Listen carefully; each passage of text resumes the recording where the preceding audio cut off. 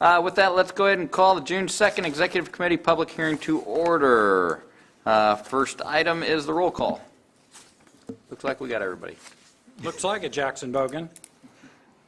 You present, Jackson? Yes, sir. Present. Larry Leverance? Here. Jerry Reynolds? Present. Oh, Present thank you. virtually. Virtually. Gary Schroeder? Present. Tom Murtaugh? Present. Greg Jones? Present. Kathy Parker? Present. Quorum present, all present except one virtual, or including one virtual, Jerry Reynolds. Thank you. On to the approval of the minutes. I move to approve the minutes from the May 5th, 2021 meeting as submitted. Second. We have a motion and a second. All in favor? Aye. Aye. All opposed? That carries. New business.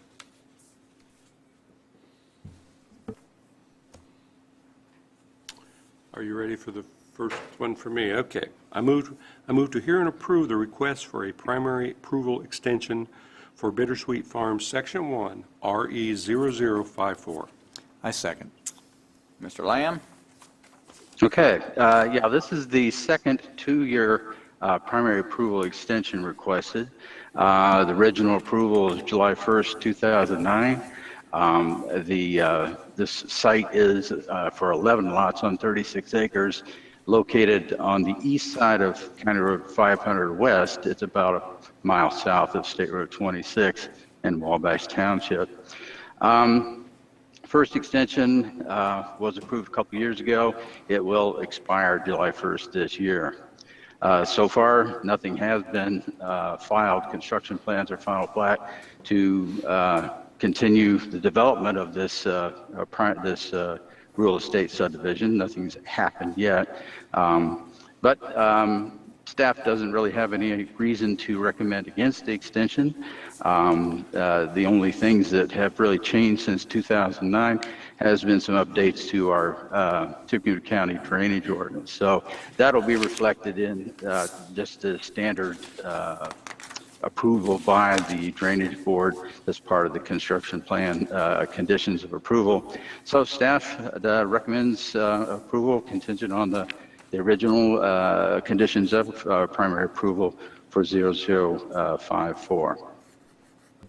Thanks, Don. Petitioner's representative, wishing to speak?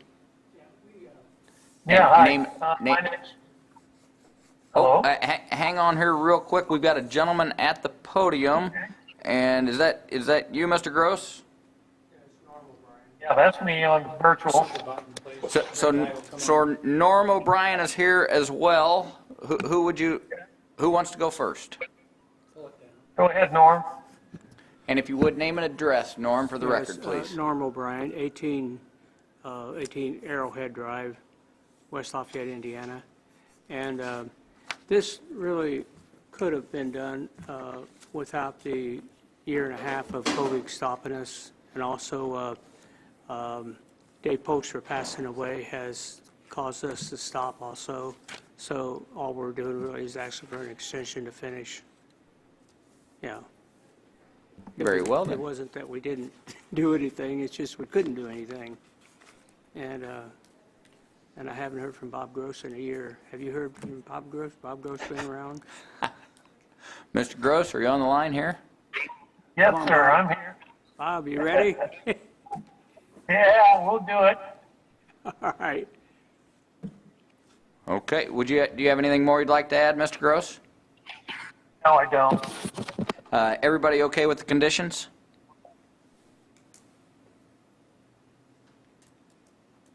Included, Mr. Gross, everybody okay with the conditions included? Yes. Okay, Pretty standard. Any questions from the commission members? No. Ryan, you monitoring the social media channels? Yeah, we don't have any public comment presently. With that, we don't have any, we have a yellow ballot that we need to complete. And then Don, are you monitoring the online ballots? Yes, I am. And remember, if you would just let us know the number of those in favor and those against, please. And since we have a virtual member, while you're filling those out, if I could go ahead and call your name and signify your vote by saying approve or deny. Jackson Bogan, Approve? Gary Schroeder, Approve? Jerry Reynolds, Approved. Kathy Parker, Approve. Larry Leverins, Approve. Tom Murtaugh, Approve. Greg Jones. Approved. We have the virtual ballot is filled out for Thank approval. you, sir. And that's for approval? Yes. Okay. Congratulations, sir. Thank you. We still need to collect these. Thank you. I think they're all, if you check them, make sure they're all yes. I see that there are 7 ballots in favor, both written and oral, and 0 against. That is correct. Thank you. Thank you. On to the public hearing, where I will read a statement. For those of you unfamiliar with the procedures, the Commission would like you to know the following. When we hear a request to subdivide land, we are only concerned as to whether the actual drawing showing the division into lots meets the technical requirements of our ordinance. The question of appropriateness has already been determined. Anyone wishing to make comments or provide us with the information regarding any subdivision petitions will be given the opportunity to do so. We are a 7-member body, and the majority of 7 is 4. Regardless of how many commissioners are actually present, at least 4 votes in favor or 4 votes against are required for our action to be official. If fewer than 4 of us agree to either approve or disapprove an action, that case must be heard again next month. Our vote on a request to subdivide is final. When addressing the Commission, please state your name and address for the record. Please limit your statements no more than 5 minutes, and we ask that you not repeat what others before you have already said. Cell phones must be turned off while the meeting is in session. If you need to make a call, please step out of the room before using your phone. All exhibits presented to the Commission become the property of the Commission. I move that there be incorporated into the public hearing portion of each application be heard this evening and become part of the evidence at such hearing, the Unified Zoning Ordinance, the Unified Subdivision Ordinance, the comprehensive plan, the bylaws of the Area Plan Commission, the application and all documents filed therewith, the staff report and recommendations on the applications to be heard this evening, and responses from checkpoint agencies.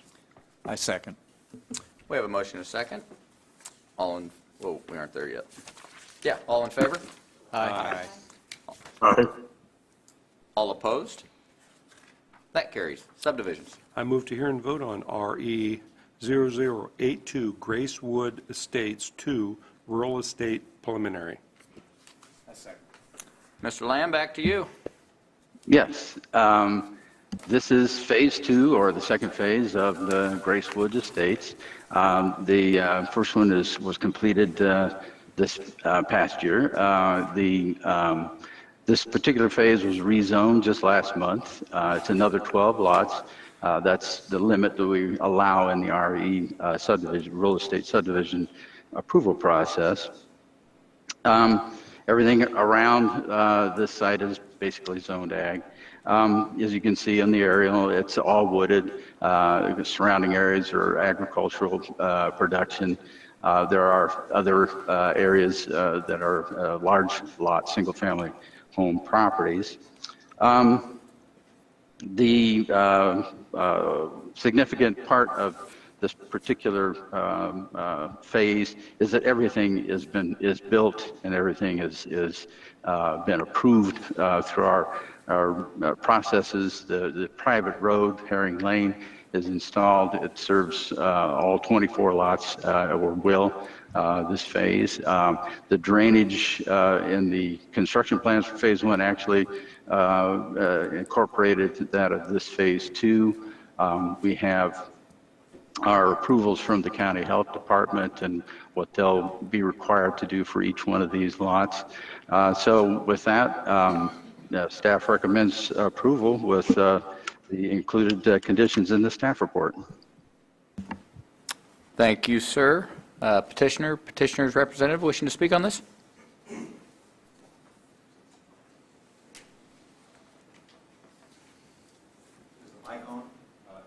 Hit the button in front. There you are. All right. Now, my name's Pat Cunningham with Vester and Associates, land surveying engineering firm here in Lafayette, right across the street, 309 Columbia Street. And I'm representing Mr. Hardebeck on this development, which if you go out there and see it, it's a fantastic development, large lots, wooded, just a beautiful, beautiful area.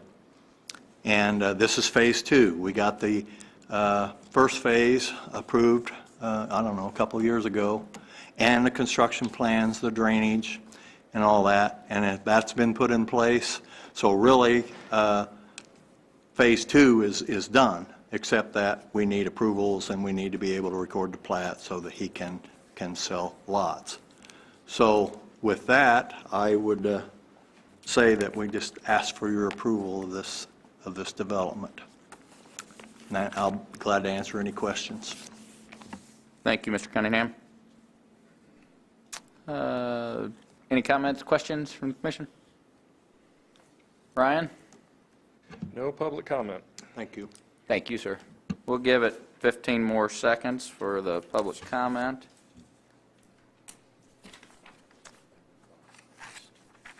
It does request bonding, right? Yes. And reminder, while we're completing our ballots, they are requesting bonding on this as well. And as you're filling out those ballots, if you would please indicate your vote when I call your name by saying conditionally approve or deny.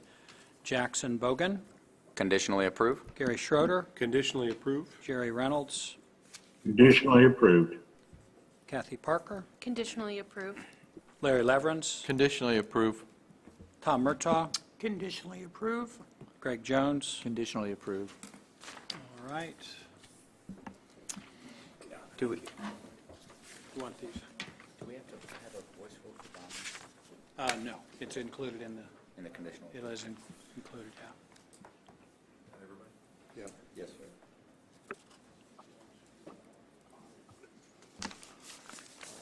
6, yeah, that's correct. Conditional approval. And the Unanimous. virtual vote is? So far as 0, I'll leave this open so it can get filled out though. All right, Yeah, I won't call out Jerry or anything for not completing it. because everybody knows he's the only virtual. You have a bond to post. Is there a bond on this? There is, and that's part of it. You're already Okay. voting on that. Okay. On to the approval of the June APC public hearing agenda.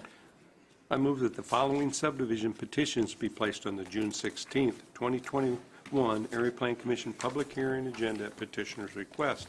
Placement thereon being without reference to compliance or noncompliance with the adopted subdivision ordinance. That'd be S 5000 Sagamore Commons Subdivision Section 2, replat of Lot 3, minor sketch. S 5001 Purdue Research Parks Barn, major preliminary, and S 5002 Oak Ridge Subdivision Section 3, major preliminary. I second. We have a motion and a second. All in favor? Aye. Opposed? That carries. I move that the following rezoning petition be placed on the June 16th, 2021 Area Plan Commission public hearing agenda. Z 2830 R. Greg Suter, A to RE. I second. Motion and a second. All in favor? Aye. Aye. All opposed? That carries. Approval of May ABZA public hearing agenda. I move the following petitions be placed on the June 23rd, 2021 Area Board of Zoning Appeals public hearing agenda. BZA 2052 Fox Acquisitions LLC, BZA 2057 American Realty of Lafayette LLC, BZA 2058 Daniel L. McDowell, BZA 2059 Heritage Aggregates LLC, and BZA 2060 Groru LLC. I second. Motion and a second. All in favor? Aye. Aye. Aye. Opposed? That carries. Determination of variances, Lafayette Division of the ABZA. I move the following requests for variance from Unified Zoning Ordinance are not requests for use variance prohibited from consideration by ordinance and statute. Case 2021-18 Custard Realty 52 LLC, Case 2021-19 Deborah K. Watt, and Case 2021-20 Nate Barrett. I second. Motion and a second. All in favor? Aye. Aye. All opposed? That carries. Review and approval of the April budget report. I move that we approve the May budget report as submitted. I second. Mr. Hiddle? Thank you. The May budget report is included in your staff packet as the last page. I'd be happy to answer any questions you might have. Any questions?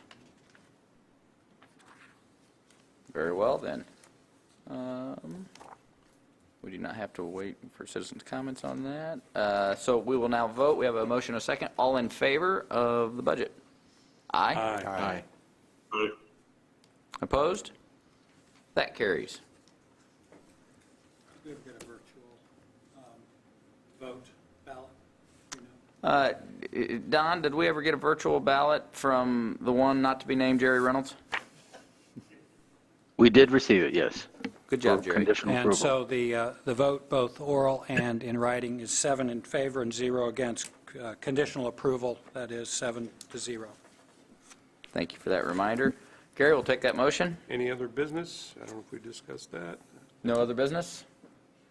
Move to adjourn. Thank you. Thank you.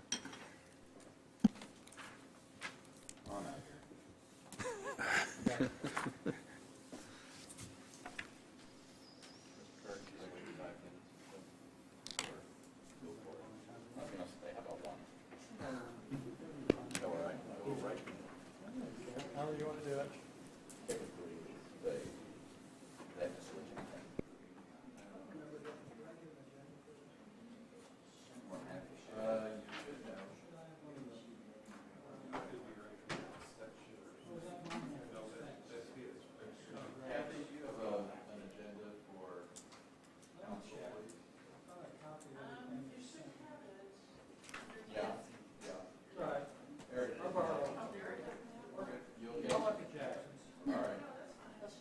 Good to share.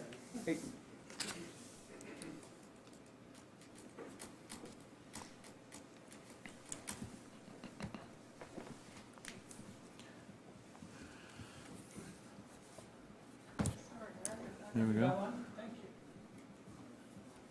You have sound, I mean, I've copy. All right, I'll go ahead and call the June 2nd meeting of the APC Ordinance Committee to order and start out with the approval of minutes from the April 7th meeting, since we didn't have a meeting in May. I move we approve the minutes from the April 7th, 2021 meeting as submitted. I second. All those in favor signify by saying aye. Aye. Opposed? That motion carries. On our agenda is the Highland Park Neighborhood Form-Base Overlay. Ryan, go for it. All right.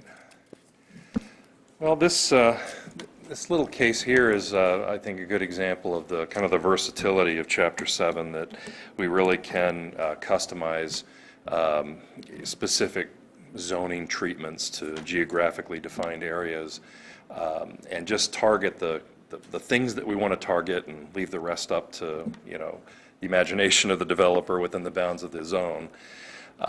So this effort's been around for 2-3 years now, and culminated in City Council authorizing APC to study zoning changes in Highland Park to address the concerns of the owners. Their interest is to try to preserve the historic character of the neighborhood, while not going so far as a formal local historic district that would require approvals for architectural changes and that sort of thing. A certificate of appropriateness is the common term.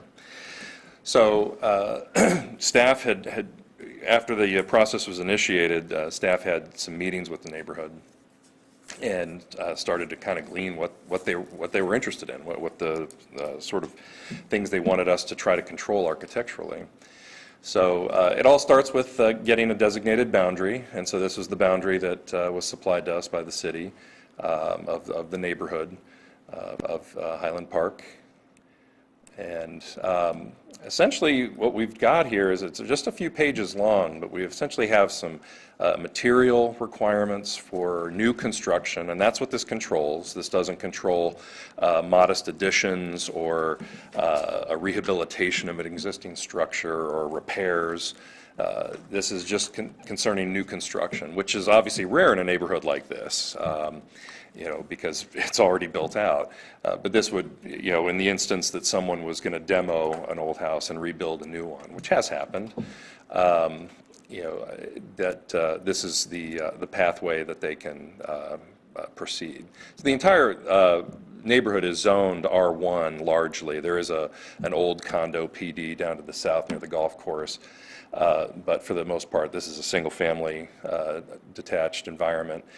There are no platted alleys. This is a fairly unique neighborhood in that it's part of the Lafayette city grid, but it's sort of off the grid. There aren't any alleys in this part of the neighborhood. It has curvilinear streets. Our neighborhood representatives, Mr. Jones and Bumbleberg, have much greater knowledge of the history of the neighborhood than I do, and I'll let them speak in a second.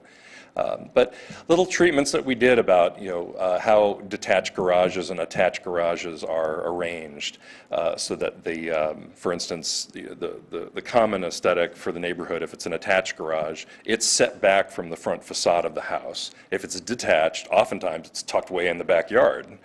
And so we wanted to try to codify that environment so someone couldn't just build a typical snout house right out of a suburban kind of playbook and drop it into the neighborhood, which clearly would clash with the historic aesthetic that's been there. So, so we could just lay out simple rules for that. We lay out rules for porches in the event the owner wanted to build one, a front porch. A front porch is not a requirement, but in the event that they did, we wanted to have some guidelines so that it kind of blends with a lot of the other porches in the neighborhood. So it's a very subtle little change. It's a great starting point, I think, for the neighborhood. I think as this is used, no doubt the property owners may say, hey, maybe there's some other things we want to try to control. We can do an amendment to this section and kind of build onto it from there. So anyway, we're very pleased to bring this to you, and I think I'll step out of the way and let two gentlemen behind me have their say. Be happy to answer any questions once we're done. Thanks, Ryan. All right. One of you? Surely, Mr. Bumbleberg. Thank you. Thought we were having a coup or something. Is this on already? Okay, great. So my name is Ken Jones. I'm at 922 Highland in Lafayette, so I'm in the target zone. I will point out the boundaries of this zone match the National Historic District that's already up there. So it absolutely coincides. That's not a random drawing. It's the National Historic designation, the Historic District, which actually offers very limited protection. So we thought this was an appropriate next step to do some sort of looking at the integrity of the neighborhood. And I think we've all come to realize through the process, as Ryan indicated, this has been a 2-year process. And this is a committee of neighbors who got together, and we were not all on the same page at the beginning, and we talked a lot, and we agreed a lot, we disagreed a lot. And the result of this was the what's in the proposed ordinance right now. So we thought it met the happy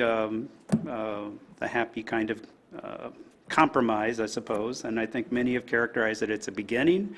I think some people would like to see it as the end. I'm not sure, but it's a start, and it's a way to also, Lafayette, the city's approach to historic district preservation is one house at a time. Well, this achieves something for an entire National Historic District at one time, which I think will help to preserve the character of the neighborhood. It's a very unique space if you know it, and it's a down payment, I hope, on making it look the same way it does today for the next 100 years. Thank you, Mr. Jones. Mr. Bumbleberg? No, thanks. I would call attention to the fact that when Mr. Mucker was the attorney, he always came with a necktie. Thank you for pointing that out. I will take that under advisement. That'll teach you to needle me in a meeting. I needed you before the meeting.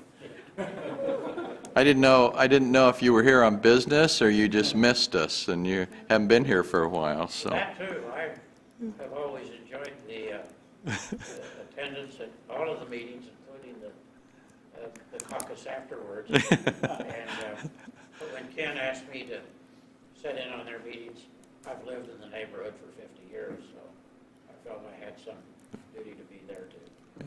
Thank you. Any questions from the members of the committee? Anything? No question, but a comment. Yes? As we've seen neighborhood plans, this seems very reasonable to exclude some items, but allow people to maintain or rebuild or redo houses in the neighborhood. So I think it looks like there's a lot of work that went into that, and I think that it will allow the neighborhood to be maintained without a lot of extra work or oversight that's kind of unnecessary. So I think it looks very good. Thanks. Ryan, how does this compare with, we've done, what, a couple form-based, or just one or two? This will be the third. Oh, yeah. Yeah. There's Centennial, Discovery Park in West Lafayette, Right. and then this one. How does this compare with those? It's less strict because we're just zeroing in on it, just a couple of little items, garages, materials on a new building, front porches, so we're just zeroing in on a couple of different things. And so for the most part, the R1 standard will sort of guide development first, and this just controls single-family development. So heaven forbid, but say someone came in here and achieved a multifamily rezone and wanted to build an apartment building. Well, this doesn't speak to that. It only speaks to a single-family detached dwelling.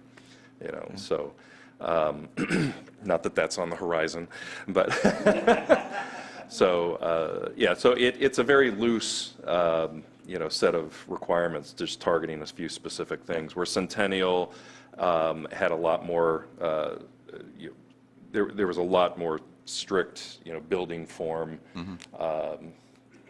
requirements that were involved. So there's a lot more going on with that one. And that's just the difference between the neighborhoods. This is really just kind of one of the oldest suburban type neighborhoods from the past, where Centennial was a near downtown environment, much more complicated. So. Okay. Thanks. So, I'm sorry. Go ahead. Well, I was just curious, in the discussions with the neighborhood, if, obviously this deals with new construction, is there likely a phase 2 of this in regard to renovations? I suspect it will be in response to some Can project that someone in the future. Mr. Jones, can you go to the mic with that? Yeah. Just so we can record your answer. Yeah. I suspect it will be event-driven, which means, first of all, we'll see how it works, and I can imagine someone proposing some awful project in the future that this doesn't anticipate. So, but we intentionally did not try to address architectural styles. By the way, Highland Park is comprised of 8 major architectural styles. Wow. It was built from 1890 to 1940, so it's not just a Victorian neighborhood. So it's kind of, so we didn't go there. I see. So I would suspect the future Ken Jones will be here saying, "Oh my God, look what they did. We need protection." So, Okay. but we'll let the future Ken Jones do that. Okay. All right. Thank you. Okay, any other comments? Can I have a motion to send this on to the full APC? So moved. Second. All those in favor? Aye. Opposed? That motion carries. The only other thing I wanted to cover tonight, at the last APC meeting, we talked about policy for virtual and non-virtual meetings, and Mr. Burns came up with a possible or a draft on that, and if he would kind of talk about that and his thinking there, see where we're going with that. Thank you. I believe everybody's had an opportunity to see the resolution. Really, the resolution does little else than recite what the state law is, because as all these bodies, governing bodies going forward all across the state, and we're talking about multiple bodies. An average city might have 5 different bodies that are using rules for virtual meetings, and the county's got probably 4 at least, maybe 5. And so these rules are going to be, in my view, something that none of us are going to know without looking at a draft. And so that's the major purpose of the resolution, is to show what it is that the state law requires so that we have it top of mind and as part of our own set of rules. That's first. You'll see that the last section, instead of just reciting the state law, which the first 6 sections do, the last section, Section 7, has some optional provisions. Each body has the ability to make their own optional provisions as they see fit. As long as they do not conflict with the state law, you're free to do it. I put in 3 in yours, and they were the same 3 I put in every other governing body, public body that I work with. And those were, first, that the presiding officer would need to be present. Second, that there would be a 48-hour notice given if a member, remember this is only members, this isn't members of the staff or the lawyer or anything else, just the members. If the member wants to attend virtually, there should be a notice given so that the staff can figure out whether they're going to have a quorum, because you can't have any more than half, as you well know, attending virtually. And then finally, the third one, and I just noticed this as I was reviewing it before our meeting here, it calls for a roll call vote. Well, that's actually part of the state statute, so it's not even necessary. I slipped up and put that in twice. It's up to you, it's up to the APC, it's up to the ABZA to pass their own.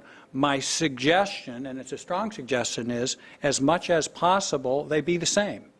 There is no reason, in my view, to have all sorts of different rules so that people are confused, members of the public are confused, members are confused, and that we continually have to look back at each meeting. Now, which set of rules are we under? So I would encourage that. Part of the reason the APC didn't want to pass it was because I think a little bit of that thinking, let's get it to the Ordinance Committee, let's have the Ordinance Committee think about it, talk about it, discuss it among Ordinance Committee and with APC and with ABZA, decide what are those optional rules going to be, if any. Because it may be you just start off vanilla and stick with just the state statute, you do no optional rules, and you move on down the road and see if you need to change them in the future. Because each body, not that I'm suggesting it, but each body has the power to change those optional rules, to add to them, detract from them, all the time.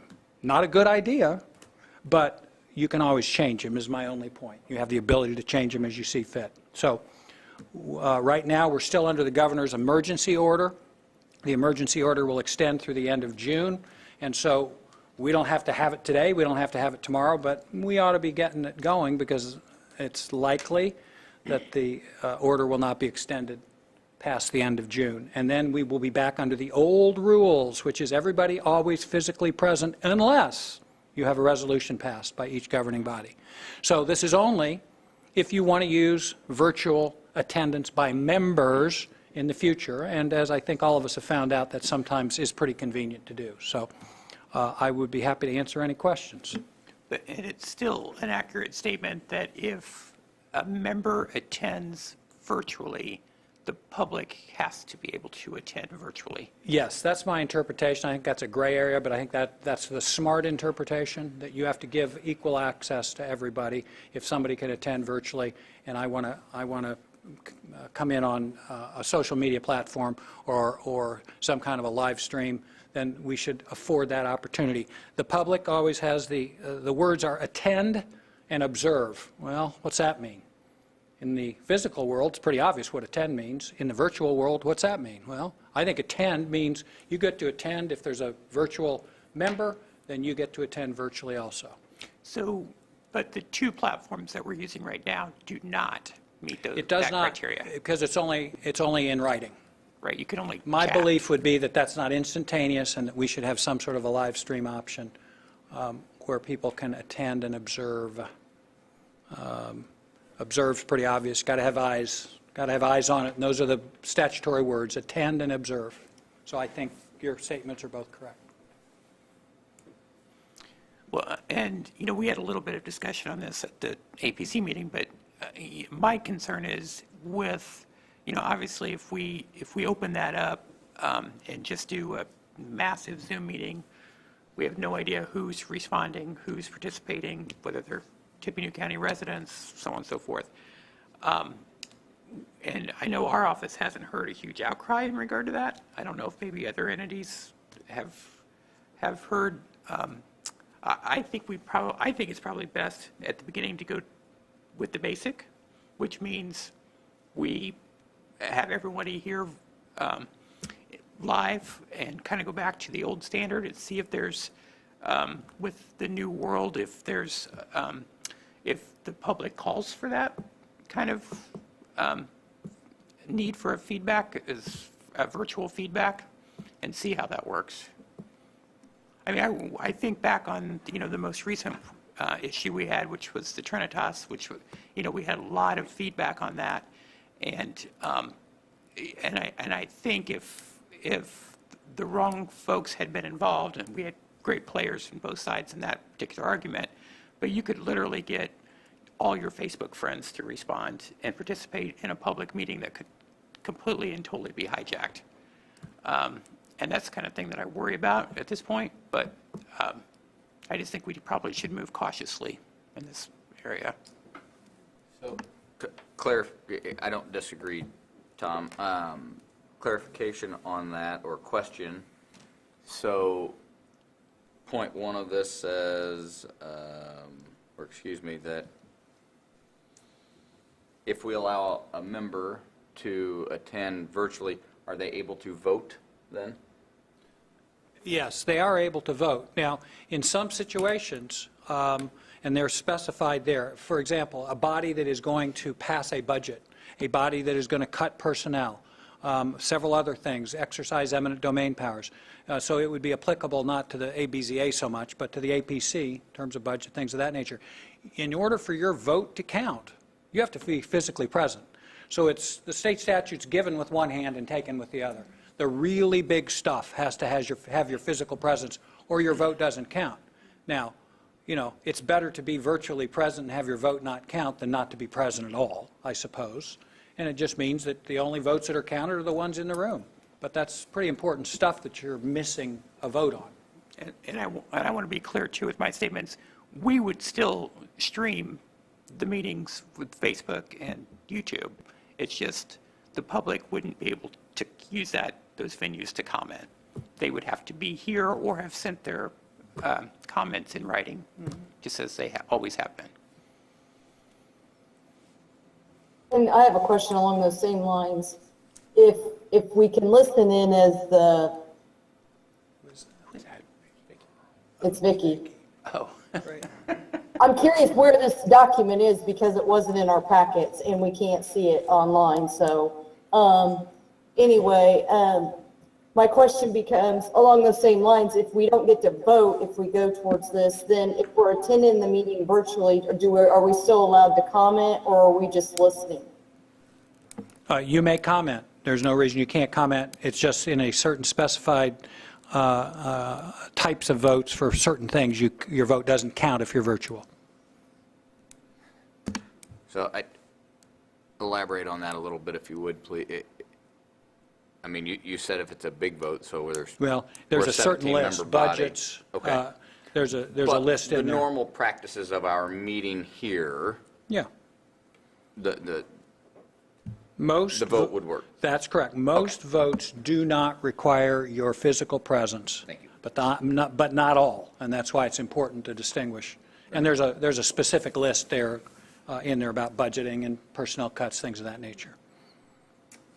Do you want me to read that list? It's basically, it says no member of the APC may participate by means of electronic communication in a meeting at which the APC may take final action to adopt a budget, make a reduction in personnel, initiate a referendum, impose or increase a fee, impose or increase a penalty, exercise the power of eminent domain, or establish, impose, raise, or renew a tax. Now, Eric, are you interpreting no member can participate, meaning voting? That's correct. And the reason that's my interpretation is 3 years ago, a member could phone it in and be involved, and if the presiding officer said, yeah, give us your comments, you can't vote, but you can talk if you want to, that was perfectly permissible.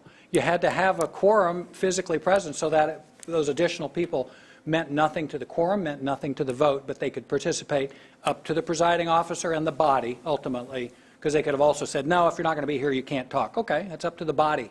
And you can change that every meeting. It's up to you guys.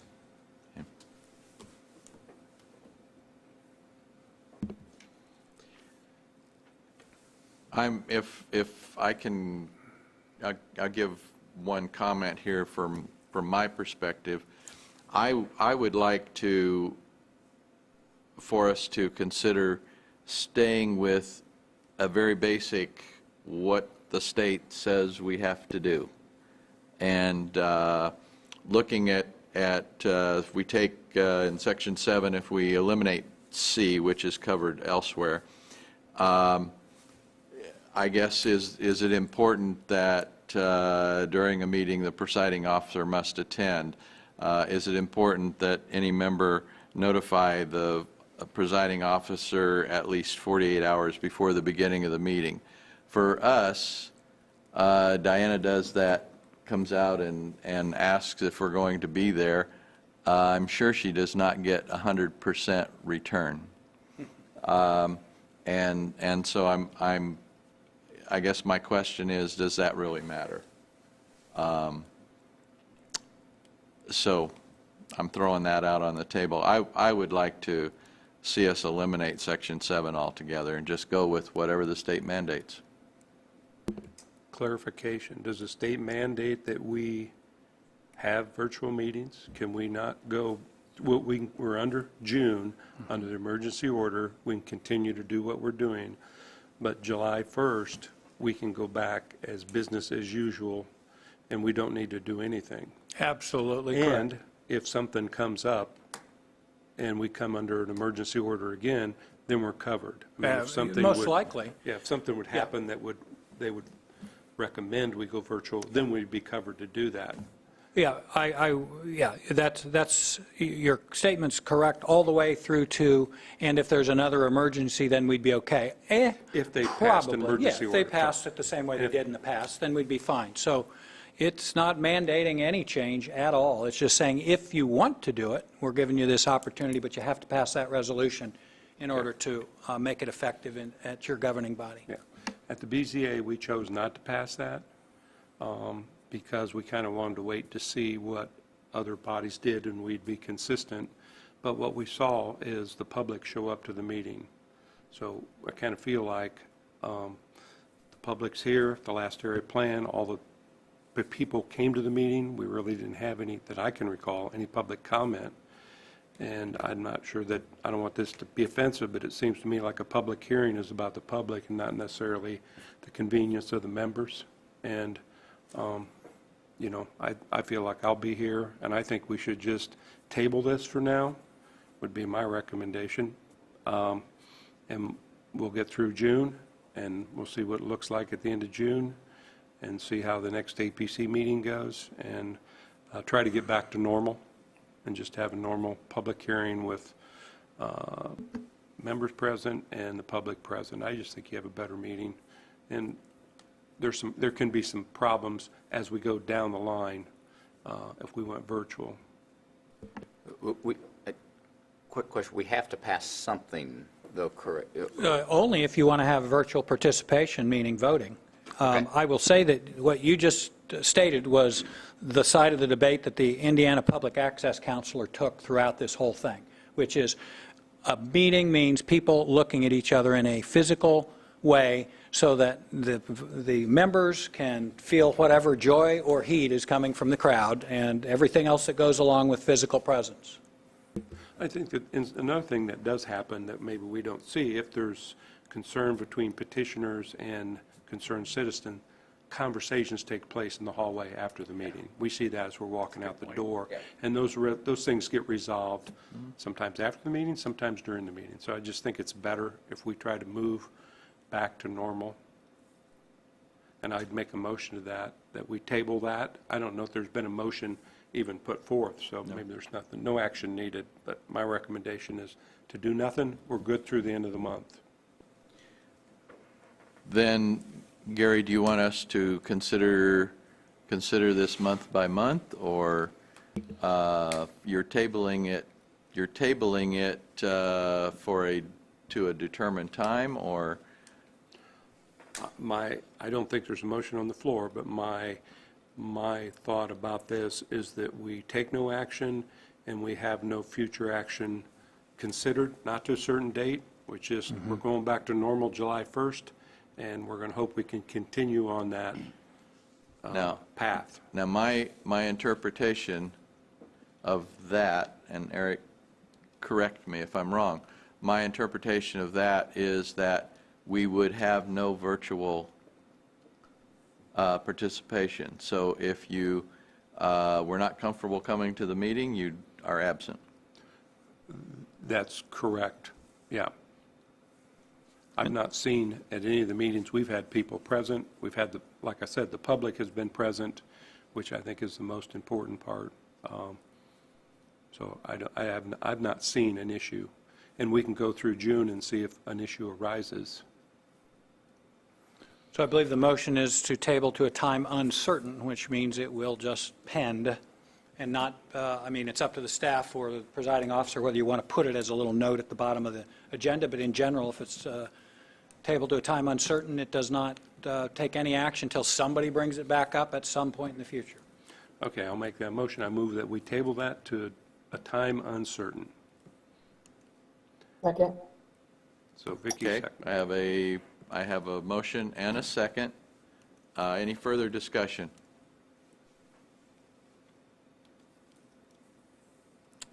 Hearing none. All those in favor signify by saying aye. Aye. Opposed? Motion carried. And I believe that was a unanimous vote, Yeah. Mr. Chairman.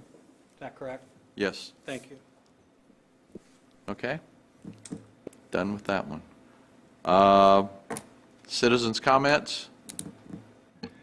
We have nothing on social media presently. Okay, thank you. Mr. Schroeder? Move to adjourn? Adjourn. Okay.